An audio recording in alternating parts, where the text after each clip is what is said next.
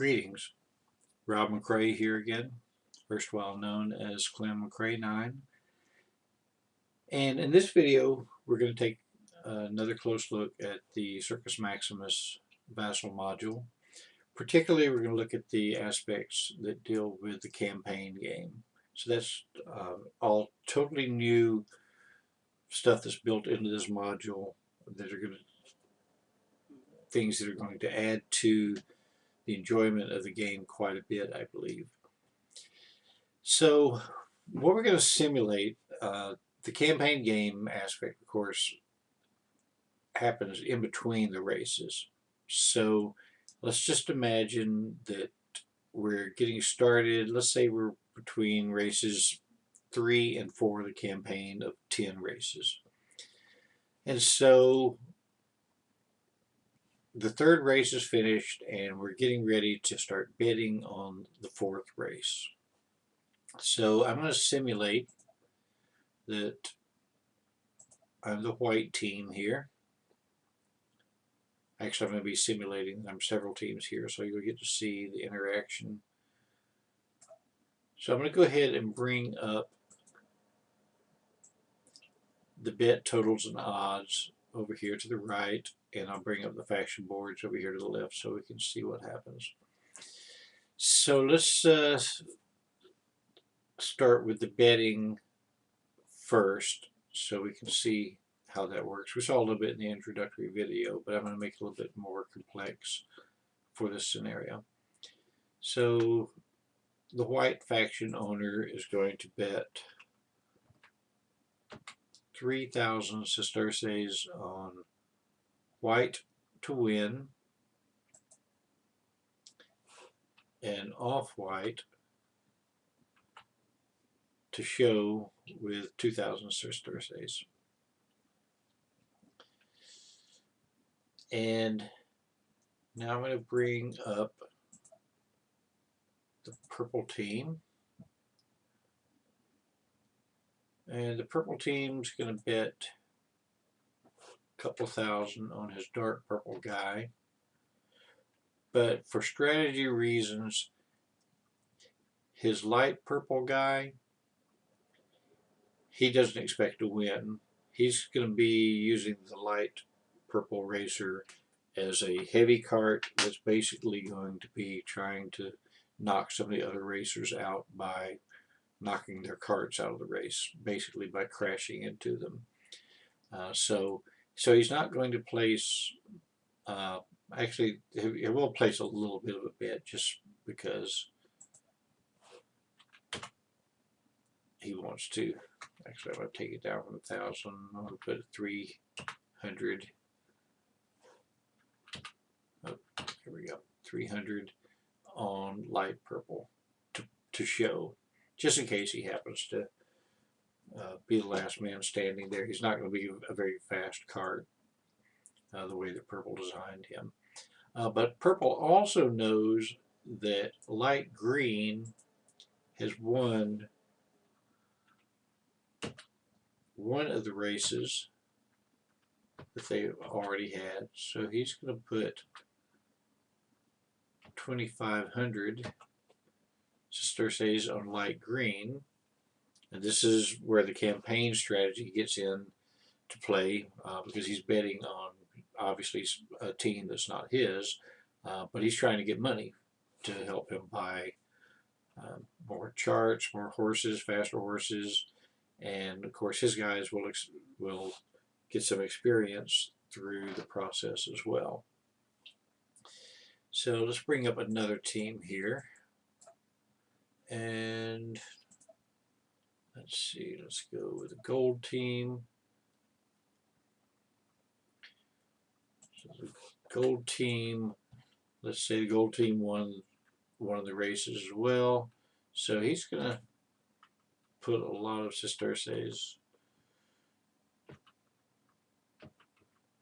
He's going to put 6,000.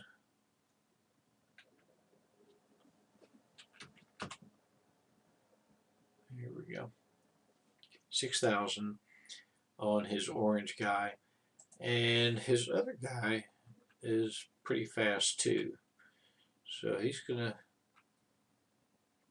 put 1,000, or I hit too many times, give me a second here. He's going to put 1,000 on yellow to place. But he's also going to take a shot here on light green. Okay. So now let's pull up the green team. And green team likewise is going to put 3,000 on his light green team and a couple thousand on orange. Now, whether that's wise or not to put 5,000 sesterces on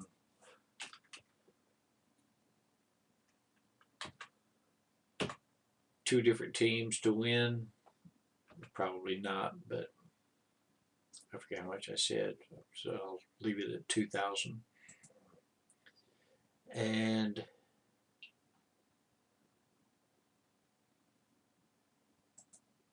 the other team that has won a race was light tan, so he's going to put 1,000 on light tan to place.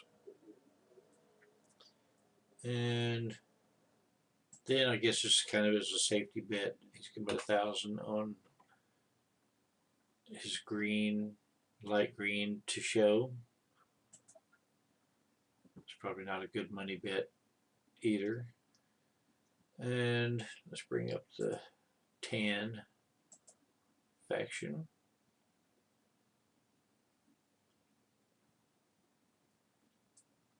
And tan is going to put 5,000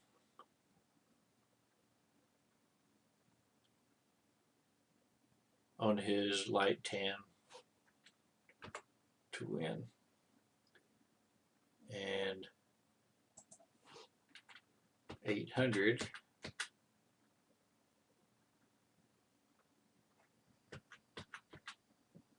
on his dark tan to place. Okay, so we've got a pretty good mixture now. So let's take a look over here at the bet totals and odds right now. So it's going to capture where all the bets have been placed.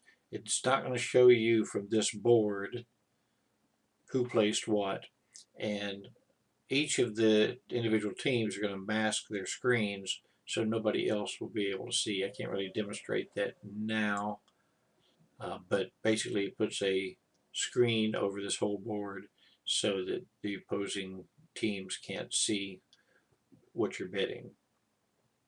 But let's see what it's done to the odds here.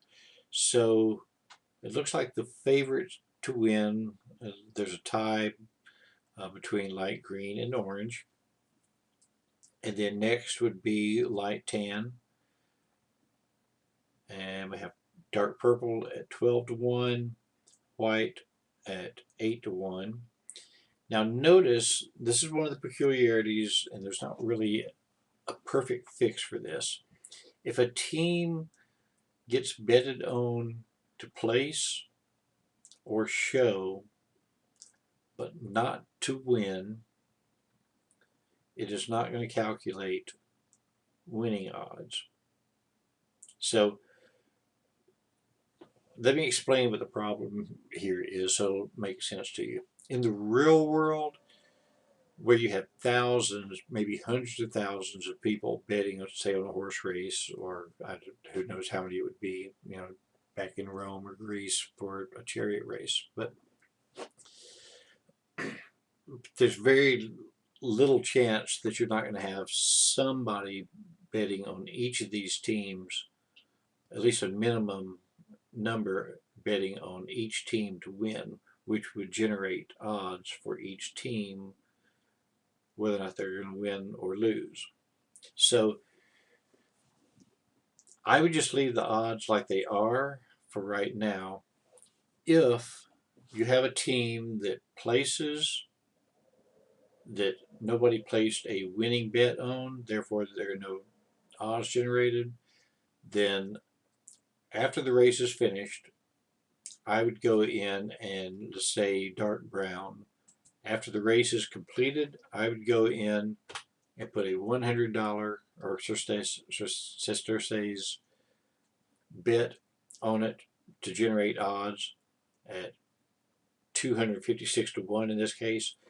And so here's the peculiarity, but it actually reflects the reality of what's going on. If nobody believes that dark brown has a chance of winning, and the bets reflect that, that's a reason why those odds would be really, really high.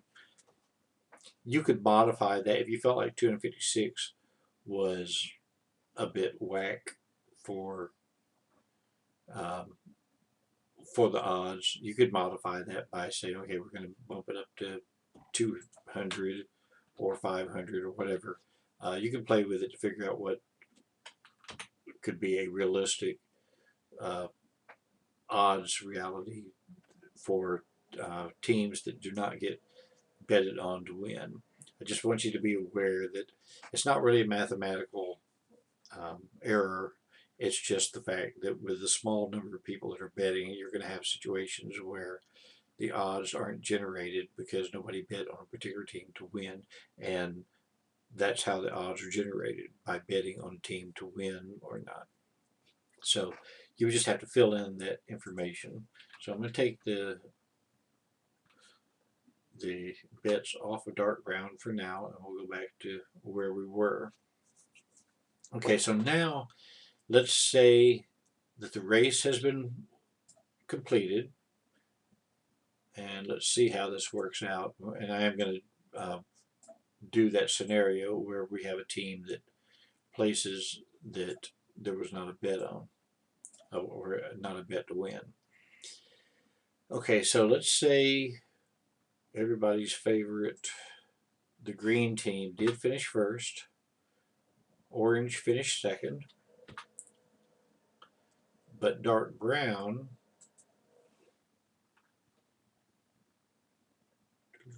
do we have a show? Actually, I'm going to create a bet to show here, just so we can get the numbers on the board here, right? Okay, so now I'm going to show dark brown with a third place finish. So let's skip the tan faction board for right now. We'll come back to that. So gold here bet on orange to win, but also light green to win. So you can see here that at 3 to 1 odds, 2,000 times 3 is 6,000, and there's the 6,000 that the orange team won off of their bet on light green. Overall, they didn't bet very well, and as I was explaining, as I was setting up the scenario, the way that he bet was probably not very smart money-wise, because he put 9,000 total and ended up winning, so he had a loss of 3,000. But that's the gambling world, right? That's kind of the way it works sometimes. Let's look at the purple faction.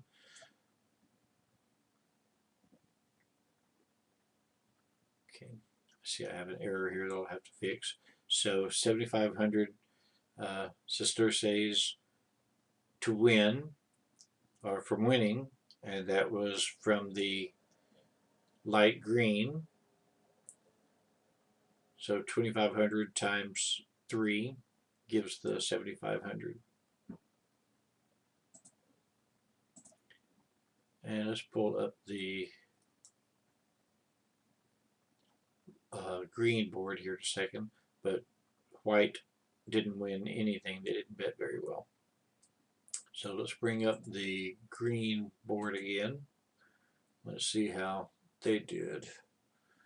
Okay, so he bet 7,000 but won 9,000 because he bet 3,000 on light green to win. Light green did win. Now let's go back to the tan board and let's see how that's going to work here. So tan did bet on dark brown to show, but because dark brown doesn't have any odds generated, we're going to need to put something into the win box. And so that gives them a winning of 42,666 on showing. So again, you can modify that however you feel what would be a normal winning amount. It's kind of hard to say because, like I say, if nobody predicted or bet on dark brown to win, the odds would be pretty high. I'm not sure that they would be in the 200 something to 1 range in the real world. So 500 sesterces might be a reasonable amount because he put 500 and dark brown did show up and showed. So 8,666 seems like a reasonable amount of money to win on a 500 sesterces bet for a high odds team. So I think I would play around the 500 range there just to get him on the odds board. I know that's kind of quirky, but again, it's not, like I say, it's not a mathematical error. It's just because of the small number of bettors that you have going into the system. You're going to commonly come up on teams that have not been bet upon and odds generated. Okay, so that should cover pretty much everything as far as how the betting works. Just remember, like I said, to change these to a 1 to create your multipliers for the math to work, for whichever team will finish first, second, or third. I do want to talk real quick about some of the purchases that would be going on in between the races. So you can mention skullduggery. I mentioned this in the introduction. So let's put 500 on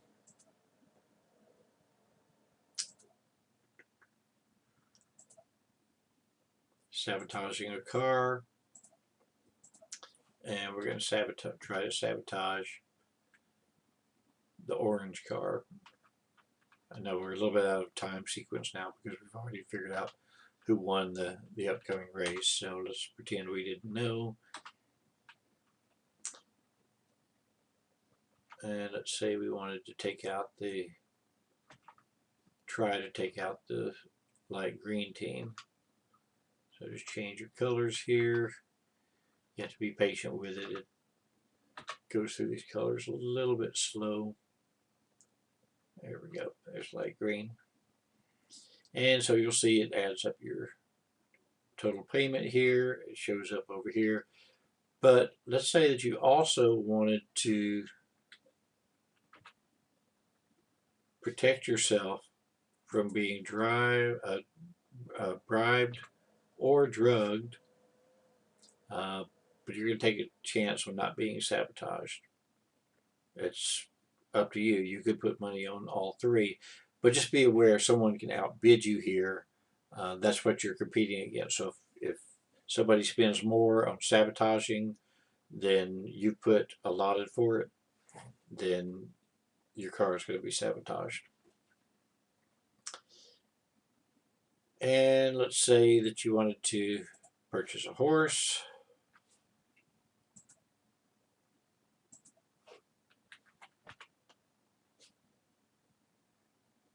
And a couple of drivers.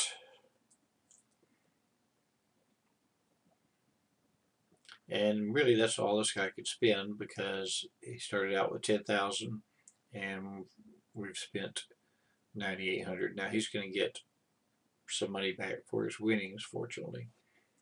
So he'll be a little bit ahead going into the next race.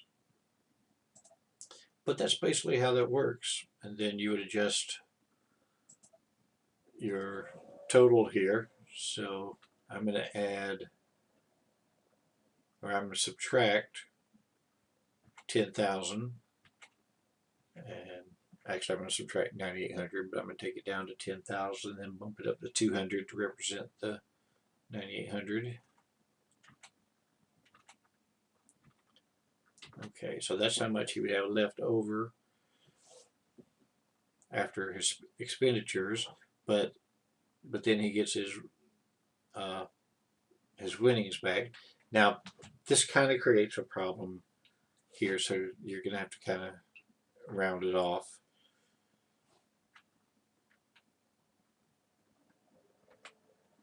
Or actually I may modify that before I post the module. It's the first time I come up on that, but I didn't realize that we would have individual single dollar amounts versus Thursday's amount. So I'm going to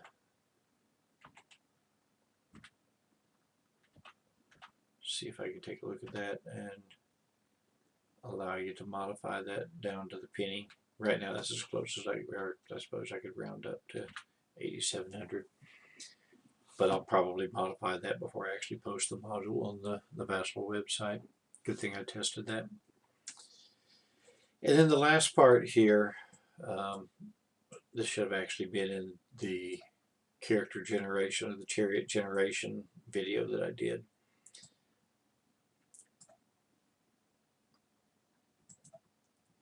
But let's say I had a spare driver of, let's see, Caesar.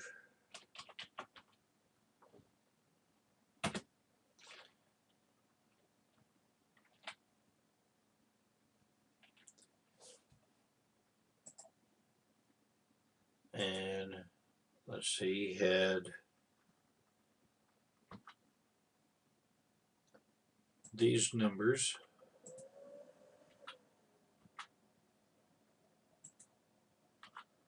So a driver mod of 1, a light car of 0, team speed of 2, endurance of 1,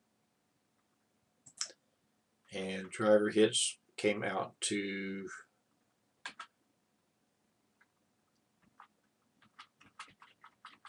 7.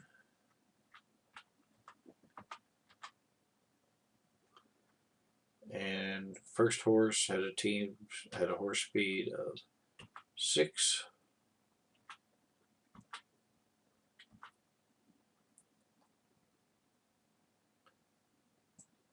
I'm going to do these two guys in the middle here at the same time. I'm making both 5s.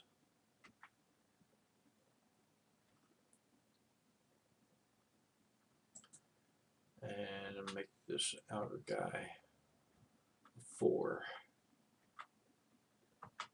It's not really a, actually I'll make him a 6. It's a really fast team, but.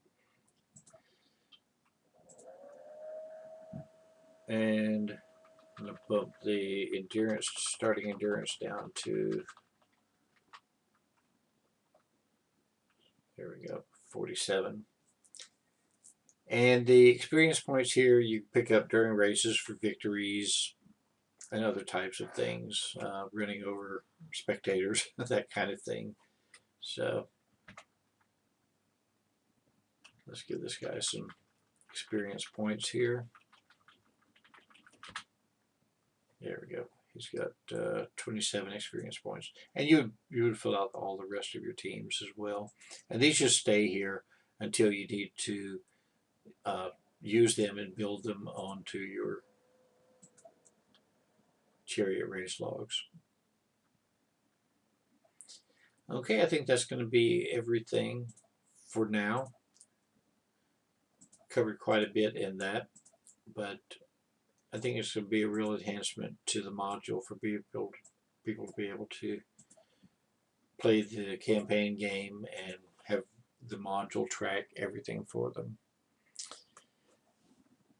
So until next time, thank you very much.